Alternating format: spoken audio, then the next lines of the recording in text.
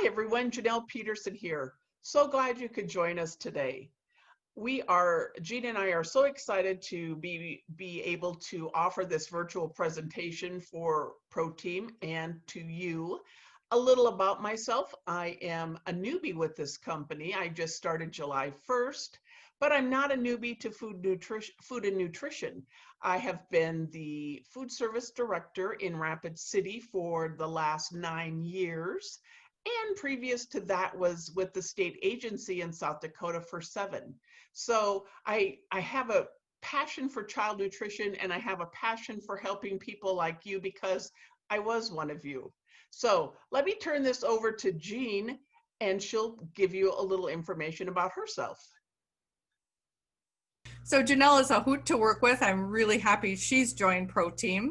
Having her experience is extremely helpful. I served as a nutrition services director for St. Paul Public Schools for many, many years, and also as chief operations officer, having departments like transportation, facilities, custodial, safety, security, nutrition services, my favorite department.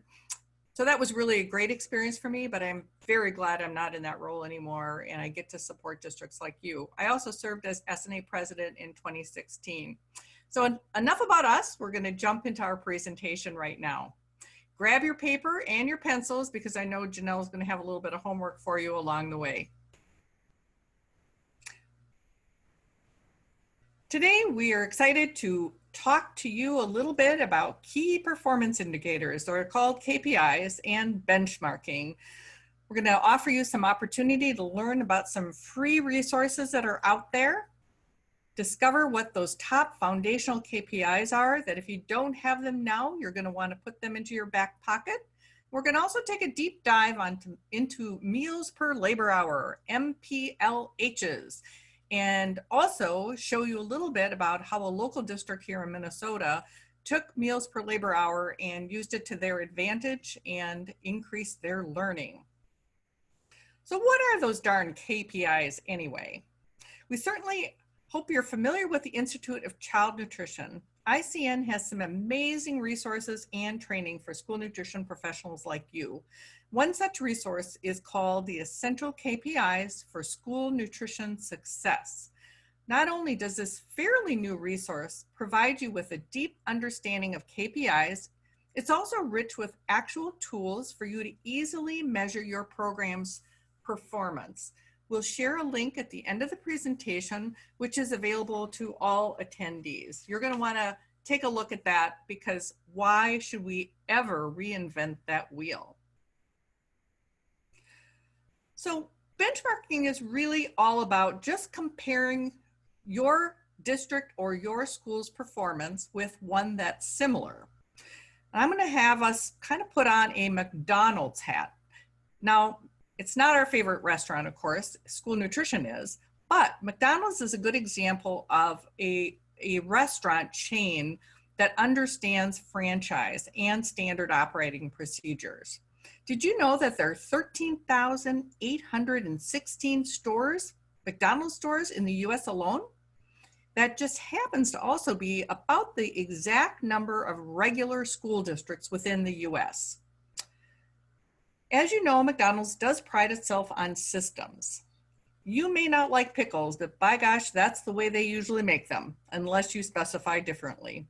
That burger that you order, you expect it to be the same burger at the same temperature, no matter where you go. They also have perfected standard operating procedures to manage their stores. So when ProTeam works with customers, we can use an example like McDonald's or the term franchise as an example of success that one would look for. Students that move from one school to another should expect, and they do, expect the same burger with the same condiments and the same level of service. I think it's always interesting when you go to a school and one school gives you all the ketchup packets you want, and you go to another and they limit it to 2. I'm sure you've all seen examples like that. Benchmarking gets you started on the road to building on systems that control costs and ensure high quality of food and service. So So now we're going to talk just a little bit about internal benchmarking. Again, picture yourself in McDonald's, but now you're the general manager in your town. Your store happens to be open 7 days a week, 5 a.m. to midnight. Ooh, doesn't that sound like fun? You do happen to have shift managers that span that work week. So how might you use internal benchmarking to measure success? Maybe it's revenue by day, and in McDonald's case, it's probably revenue by hour. Your labor costs by revenue, labor costs by shift, speed of drive-through orders, and even, of course, your food cost. But for our purposes, we want to view internal benchmarking as collecting and analyzing KPI data from a single school or schools within a district over time for comparing yourself to another, measuring your school or district performance. So what is external benchmarking? Let's again keep that idea that you're the general manager of a McDonald's. You're going to want to compare yourself to other McDonald's operations to know how you might do better, or maybe feel good about the way you're doing things. It might be important to compare your store to others in your town or your state, as salaries and costs of food differ greatly between, say, Hawaii and Minnesota.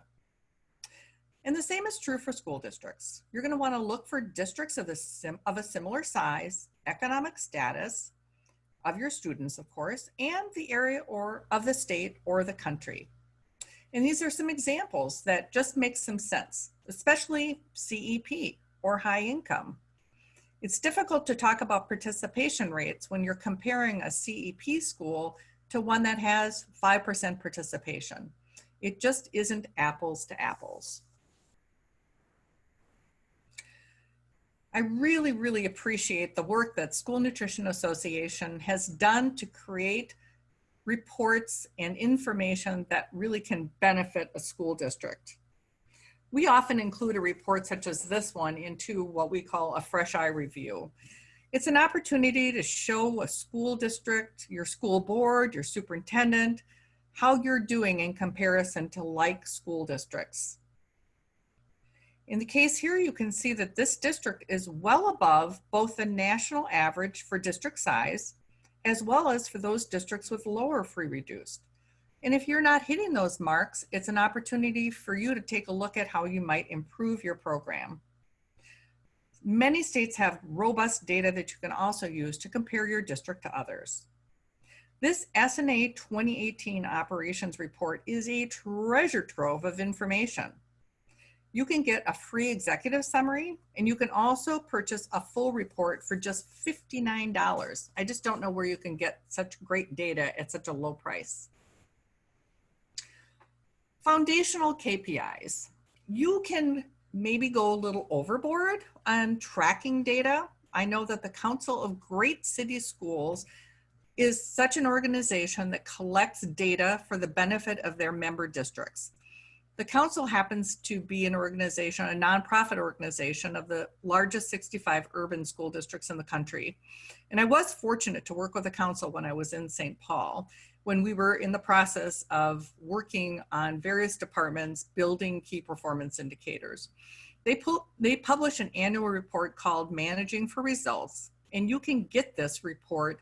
It's available to the public, and we, again, have a link for you as a resource in case you'd like to take a look at that. ProTeam recommends that these are KPIs, foundational KPIs that really can lend a hand at a successful program. And there are a few key measures I'd point out to you. Of course, food costs, labor costs, total costs, those are all things, and participation that we think about often. But inventory turns is an area that I think folks can really work on. Food and supplies sitting on shelves really it costs money. Taking inventory is an important activity, and we often see that it's only done once a year. You really need to be doing inventory at least monthly. And if you aren't, it's something that you can strive for. You also want to look specifically at whether the neediest students in your district are participating in the breakfast and lunch programs. You know, that's really where our focus needs to be when you think about the kids that we're serving. So now Janelle is going to take you through some of these KPIs in a deeper way. Janelle. Thanks, Jean. Let's do a deep dive into a few of these KPIs. The first one we're going to look at is food cost as a percentage of revenue. If a school nutrition director wants to know what percent of revenue is being spent for purchased food during a given period, the formula shown on the slide will provide that information. Cost percentages are calculated by dividing total food costs in a given period by the total revenue generated during that same period. So let's grab your pencil or phone and let's work an example of this together.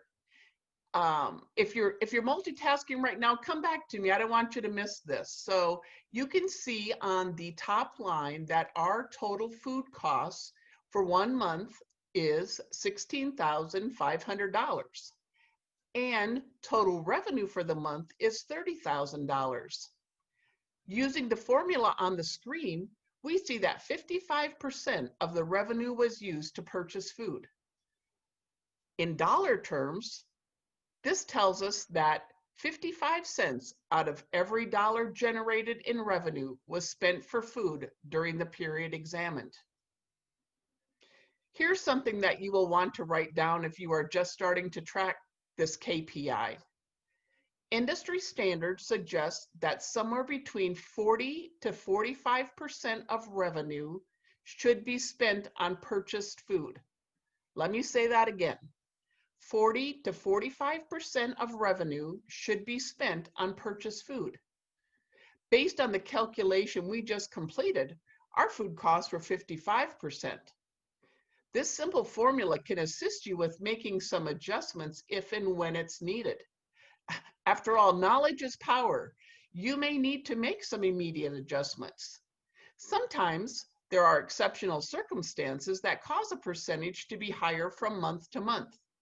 The beginning of the school year comes to mind. When you are bringing in food to get ready for the school year, undoubtedly your food costs are going to look higher.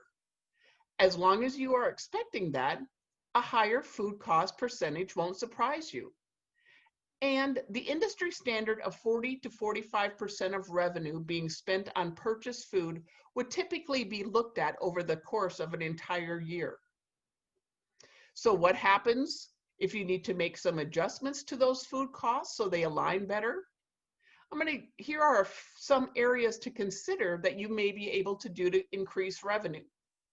I will preface this by saying that these are things that you would typically handle or do in a non-pandemic year. First off, can you increase participation? And during COVID, you might want to consider offering weekend meals or meals during breaks. Can you increase a la carte sales? Do meal prices need to be adjusted? Again, we know during a pandemic year, many of you are offering universal free meals, and that's not a consideration. But in normal situations, that would be something that you might look at. If you're looking at areas to lower your food costs, those might include, are your purchasing practices? Are you buying more convenience versus scratch food items? Procurement. Are you getting the best price possible? Are you utilizing your USDA foods dollars? Are you using just-in-time delivery so that you don't have so much inventory sitting on your shelves?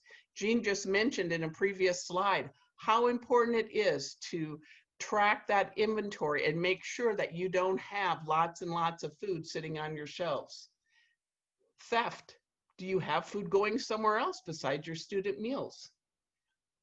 And lastly, does your menu need to be revised? Breakfast participation rate is another key KPI that is very useful in school nutrition programs.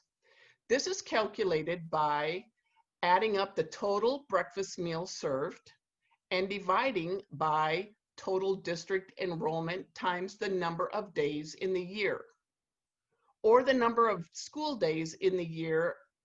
That's one way to look at it. Oftentimes, I did this on a monthly basis. And so just that way you could look at those and compare month to month to see what's going on. Breakfast especially was one thing that I noticed, that when the weather was nice, they didn't come in for breakfast. But come October or November, we would see increases in our participation rates, which we knew were happening, but we had the data to prove it by using this KPI. And we knew that it was getting cold outside and the kids were coming in for breakfast. This KPI, another reason that this KPI is so especially important is because studies show a positive correlation between breakfast and school attendance, alertness, health, behavior, and academic success. A strong breakfast program indicates a commitment by the food service program and district leadership on preparing students to be ready to learn in the classroom. Note that when you are calculating lunch participation, you use the same formula, but instead use total lunch meals served. Factors that might influence your breakfast and lunch participation rates: menu selections, the universal free or CEP schools, free and reduced percentages, and do kids have enough time to eat? These are all things that you're going to want to look at if you're trying to increase those participation rates. Remember when I said knowledge is power? Meals per labor hour, MPLH, are key in monitoring the efficiency of your program.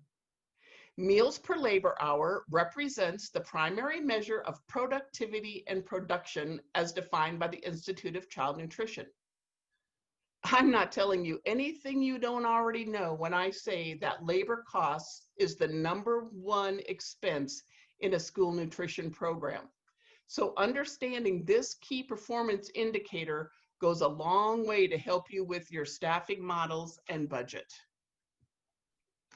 How do we calculate meals per labor hour? We divide the number of meal equivalents into our labor hours. Meals per labor hours are calculated based on actual productive paid labor hours assigned to a site. And each site should be calculated separately. For those of you who already track this KPI, you know that the meals per labor hour can vary greatly from site to site. Even though I can't see you, I know there are heads shaking yes in agreement. For those of you who haven't started tracking your meals per labor hour, you'll understand these swings from site to site once you start tracking this. The other piece of information that needs to be collected in order to calculate meals per labor hour is how many meals are we serving? Meal equivalents, MEQ for short, is the conversion of different meal services such as breakfast, lunch, supper, snacks, and non-program food sales to the equivalent of one federally reimbursable student lunch for comparison purposes. So keep this in mind. A federally reimbursable student lunch is the standard unit of measure. So we're going to turn all meals that we serve into a lunch. So let's delve into this a little more because that sounds a little crazy. All student reimbursable lunches, student reimbursable suppers, and full paid adult lunches are counted as one meal equivalent. If a student purchases more than one lunch on a given day, the second lunch is considered non-reimbursable and is reported as a non-program food sale. Lunches eaten by school nutrition employees should not be counted as a meal equivalent. For breakfast, the most common calculation for determining breakfast MEQs specifies that 3 breakfast meals count as 2 MEQs. So 0.67 is the factor used to turn breakfast meals into a lunch. It is important to note that the meal equivalent ratio used for calculating breakfast meal equivalents varies from state to state, and school nutrition administrators should check with their state agencies for guidance. Once a ratio is selected, it should remain consistent for the entire reporting period for comparison and benchmarking purposes. National School Lunch Program snacks are served to children and youth in after-school care programs that are eligible for USDA reimbursement. While there are no current research studies to support the meal equivalency ratio, a survey of selected state agencies indicated most states use a 3-to-1 ratio of snacks to meal equivalents. So 0.33 is the factor used to turn snacks into a lunch. Non-program sales. Those are your sales like that second meal that we talked about before that a student had, a la carte, catered events. In order to determine a meal equivalent rate for these, you follow the formula on the screen. At the bottom half of this slide, you'll see the non-program food sales, which is the free lunch reimbursement rate plus the value of USDA foods. Now, what happens is that your USDA value of foods changes every year. So does the free lunch reimbursement rate. And depending on which program you're on, that also will be a number that you're going to have to look up annually. So while the information on the top half of the slide is good to go, this non-program food sales is something that is just a little more tricky to figure out. But you certainly want the dollars that you're receiving in non-program food sales to be added as part of your meal equivalents when we're trying to come up with that meals per labor hour. So if you're not familiar or not sure where to find the value of USDA foods, here's just a quick tip and it's easy. Google value of USDA donated foods. Let me say that again. Just Google value of USDA donated foods.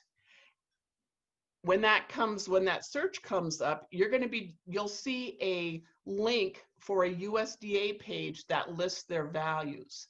And so, and it has it listed for about the last 11 years. So just look at the year that you're looking for, and then that's where you can find that value. This chart shows how you can get a total number of meal equivalents. And so let's walk through this together. What I would suggest to you is to set this up as an Excel spreadsheet. Again, the only number that you're going to need to change under the conversion factors is the one for non-program sales. So let's walk through this together. At the very top, the first row is 11,000 student reimbursable breakfasts. If you remember, the conversion factor for breakfast is 0.67.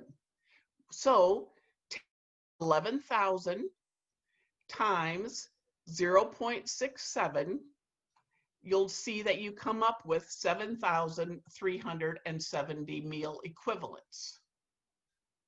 Let's move on to the adult breakfast. We've got 400 of those. Take that times the conversion factor of 0.67 and you get 268 meal equivalents.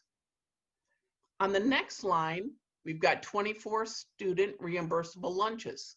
We know that what we want to do in order to take everything to meal equivalents is to equal it to a lunch. So the conversion factor is 1.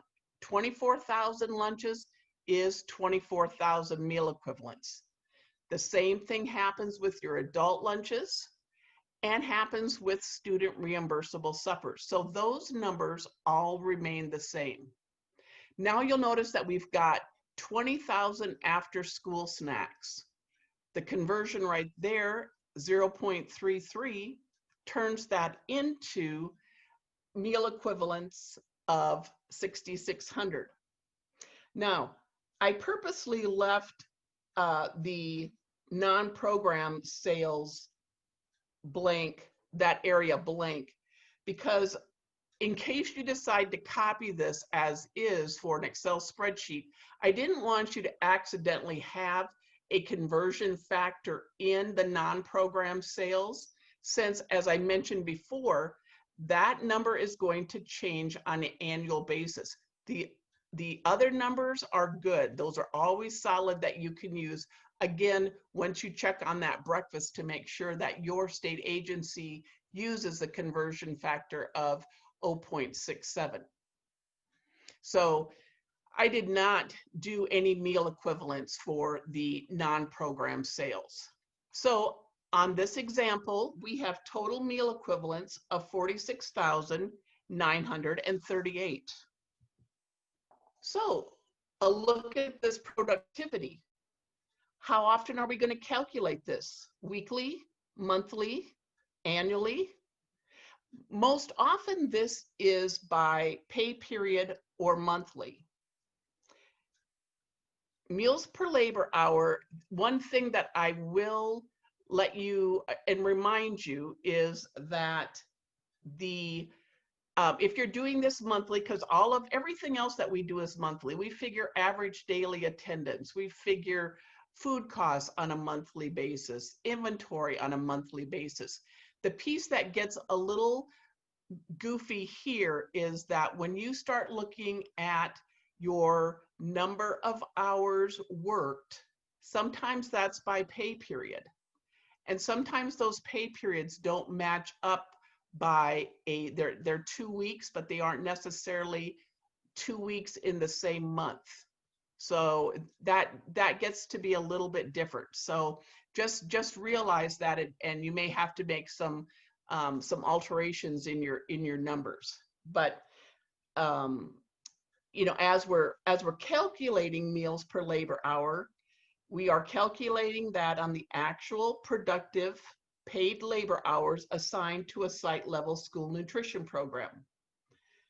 The meals per labor hour can be determined for a school site by dividing the total meal equivalents for a given period, which is what we had just finished doing in our previous slide. And then we divide that by the total number of productive paid labor hours in the same time period.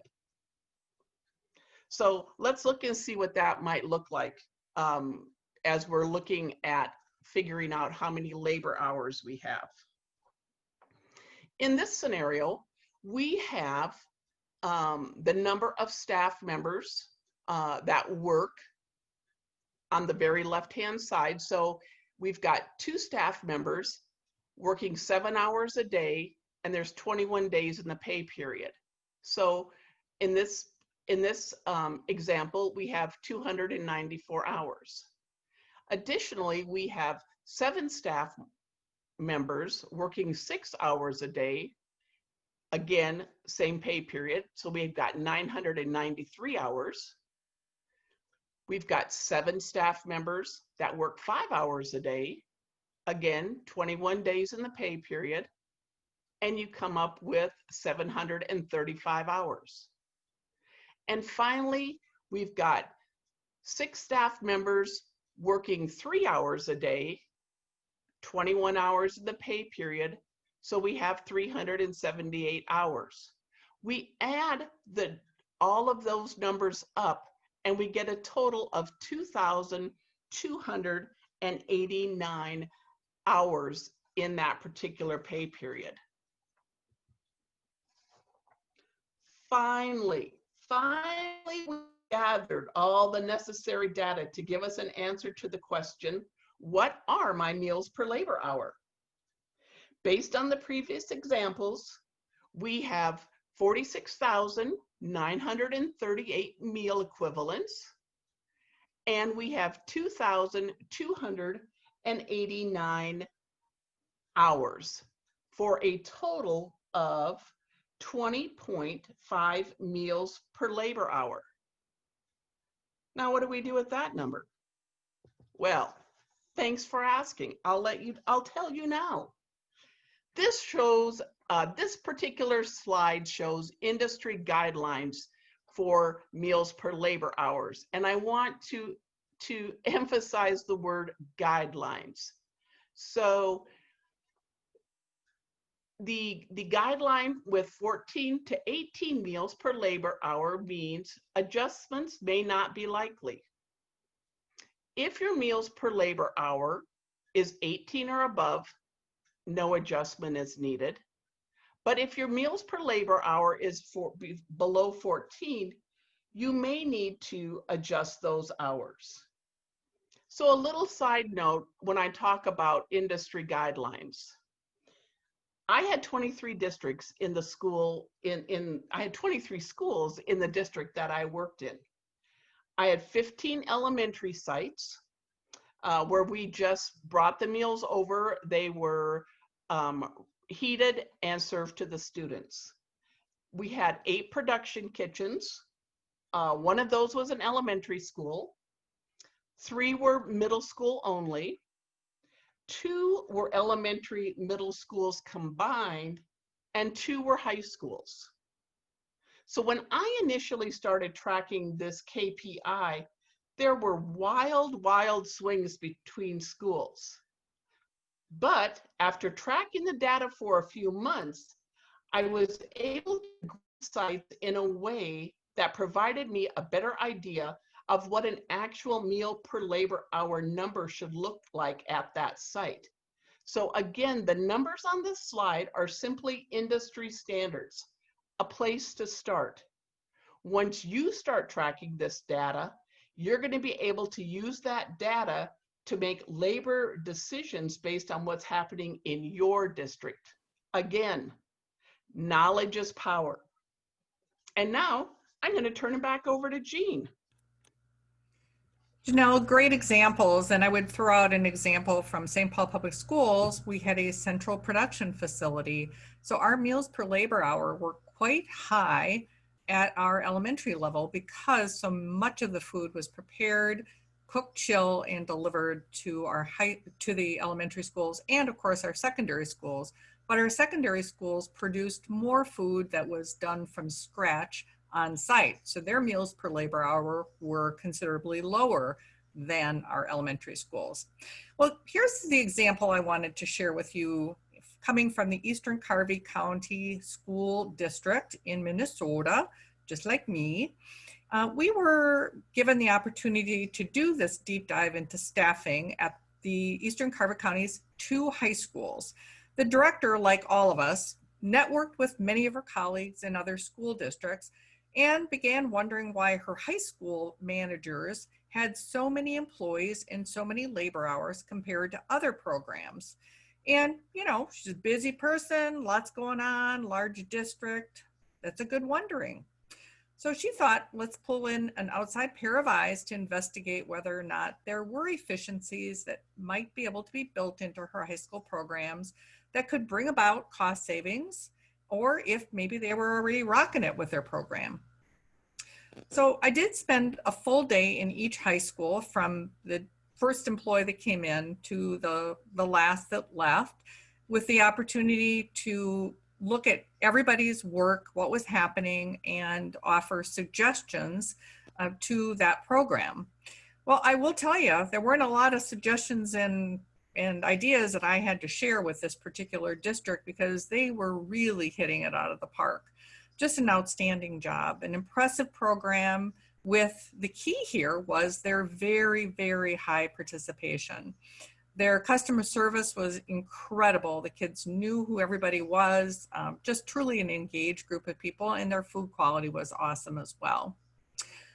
They had found opportunities in every corner to provide breakfast in the cafeteria, breakfast in the hallways after the bell.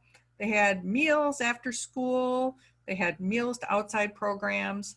So really, it was no wonder that they had so many staff and so many labor hours. For protein, we know that there are no two school districts that operate the same way.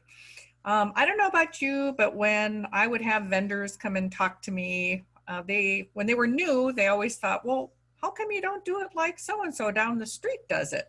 Well, we are not McDonald's, are we? We are unique. We have different customers, different palates, different organizational structures, and different systems.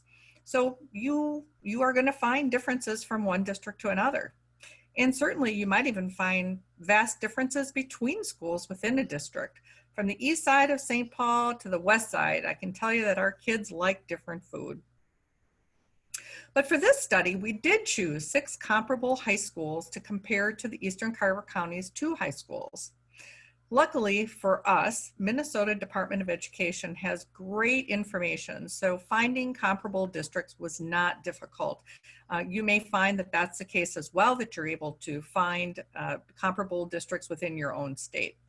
We do know that there are variables that can make some real difference in how we compare our programs.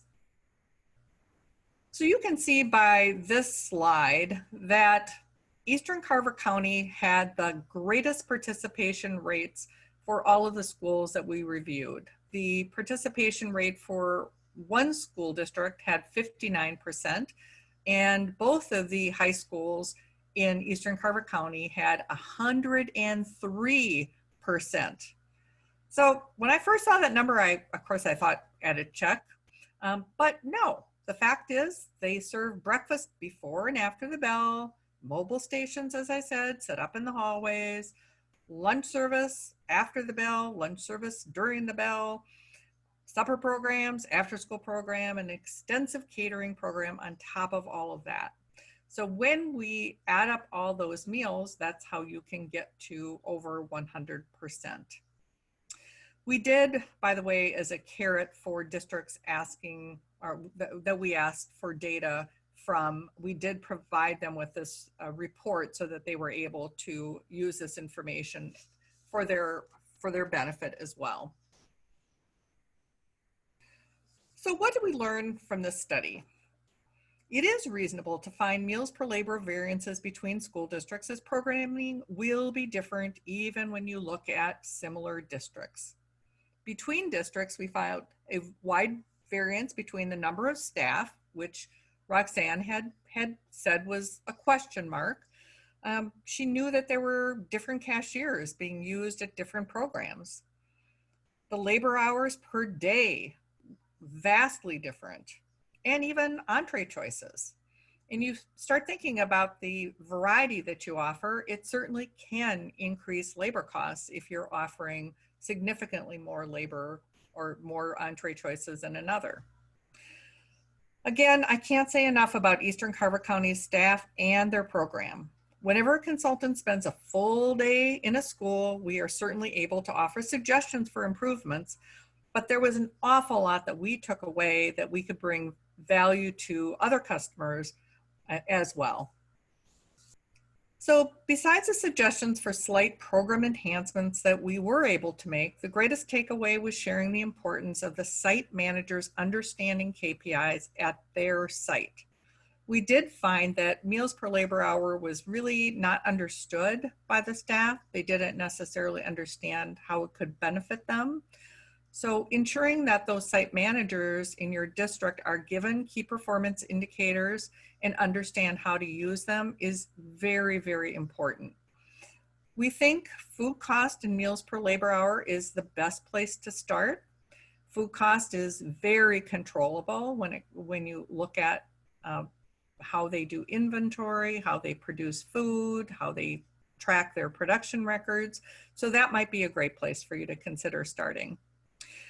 Having them understand meals per labor hour, how they are determined, as well as how they are held accountable for them is important. And I think it's important for those site managers to understand that increasing your meal counts may very well involve an increase in labor hours, and who doesn't like doing that?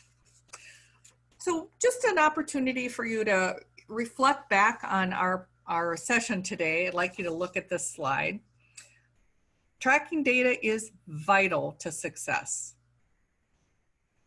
You can see from this slide that there are many opportunities for you to set internal goals, take a look at innovation, creativity.